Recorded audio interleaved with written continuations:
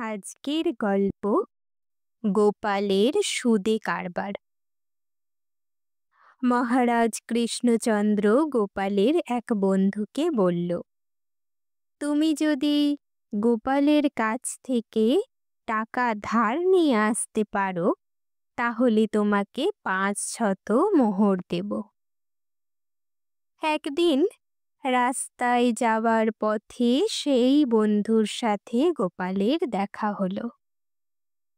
বন্ধু গোপালকে রসিকতা করে বললে, তুমি যদি কিছু টাকা ধার দাও খুব ভালো হয়, কিন্তু আমি সুদ দেব। গোপাল বন্ধুকে বলল, ও এই কথা, তাহলে আমার সঙ্গে বাড়িতে চলো। গোপাল বাড়িতে গিয়ে সে বন্ধুটাকে বসলো, গল্প গুজব করতে লাগলো তার সাথে।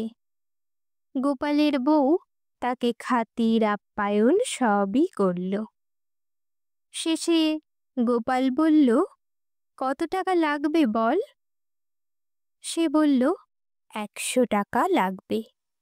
গোপাল বলল, দেখ, আমি যত টাকা ধার দেব তত টাকাই সুদ দিতে হবে, তবে সুদটা কিন্তু আগে দিতে হবে।